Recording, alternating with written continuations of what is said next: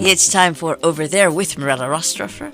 Mirella is our European correspondent. She joins us weekly. Rumor has it she's in Switzerland, saving the world. Hi, Mirella. What's going on? Hi, Jill. Thank you. Yes, from Switzerland with actually some Swiss topics today for our listeners.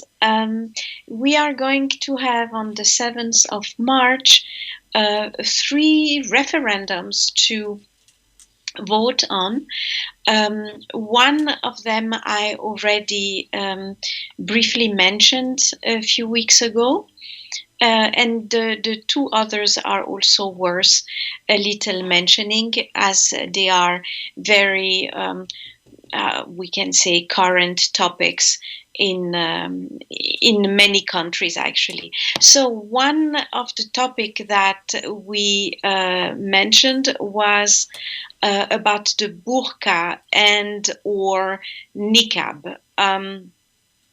So this way of dressing that is very specific to some women from the Middle East, but also sometimes in Europe from European women that converted to Islam, has been a topic since many years. And as a matter of fact, a few countries have forbid already the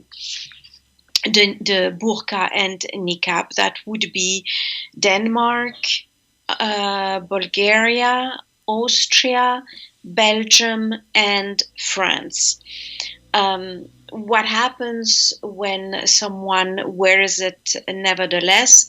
Two things. Either the police officers just look on the other side because it is not considered, of course, a very big offense, or they give a fine, which sometimes is paid by some millionaires, billionaires that are trying to fight these laws that way. That means some businessmen, for example, in France, who thought that the law was completely unfair and unjustified, has proposed in many instances to people who have much less money than him, that in case they are caught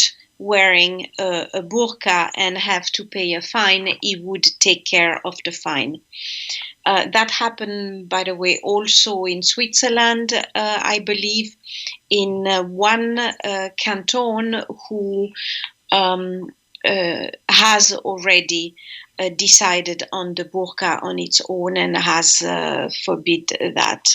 This is in the Italian side of speaking Italian of the country.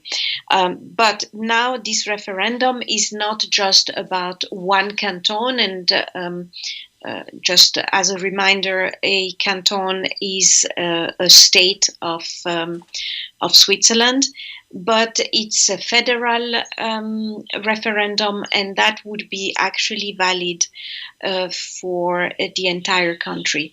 What's really interesting with this topic is the fact that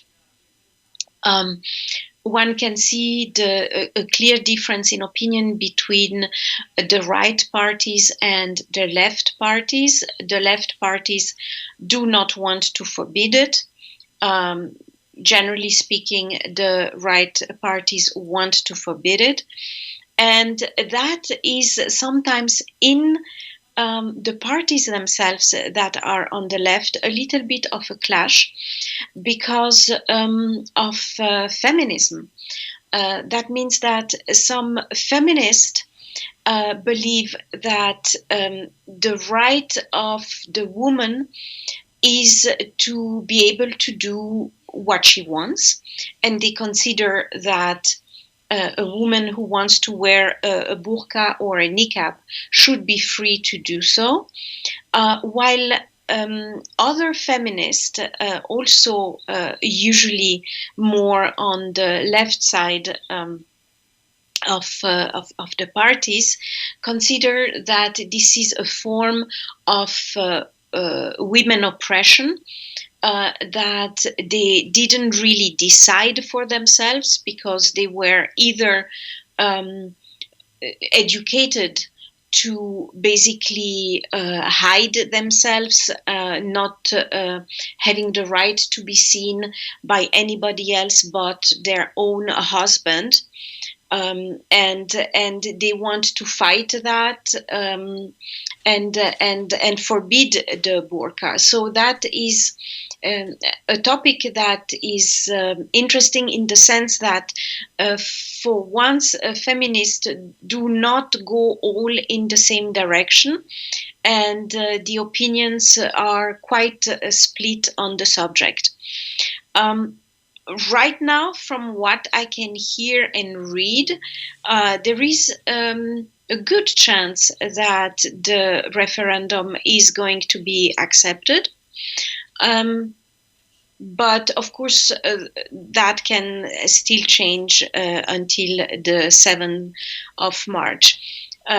What is also interesting is that this is a referendum that is relevant only for a couple of women in Switzerland, as it is highly unusual to see anybody with a niqab or a burqa that is not actually a tourist. And that would be, of course, very bad for tourism in a time where anyway there is none at all. And when it's going to be possible again to have guests in the country, some people say that it would be wise not to refuse women with a niqab or a burqa just because of what they wear, as they do not live here. They basically come on a holiday and then leave again for their home country. So many arguments, and the feeling that it has a good chance to pass, we'll see on the 7th of March. The second referendum concerns identification, electronic identification, which we do not have until now. And the point of the referendum is that they do not want to allow those ID because they are not going to be produced by the state, but by private companies. And as we are very keen on safety and privacy in Switzerland, it is believed that whatever data is in the hands of private companies, and in spite of all promises of safety and privacy, it could be easily leaked, or in the worst case scenario, even sold to other entities. So the primary position here would be electronic IDs, yes, but not from private companies who can misuse that, only from the state if that should become a reality in the future. The third referendum is about a trade agreement with Indonesia, which is a very important commercial partner. And that agreement is disputed because of palm oil. There is the promise from Indonesia that any palm oil that would be produced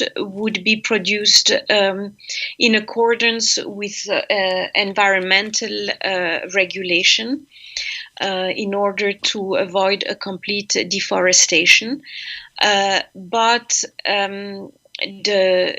the referendum people think that because the financial incentive in such deals is always very high, and because some very big corporations are involved in those deals, there is not in their eyes the security or the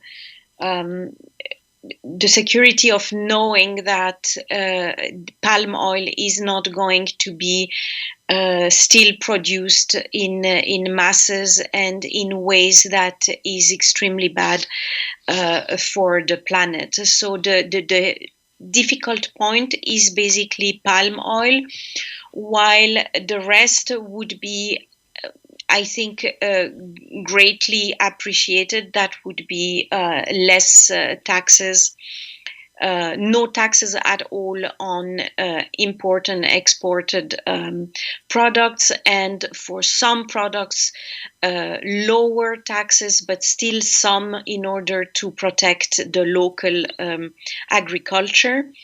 But all in all, quite interesting for both parties if this problem with palm oil is settled.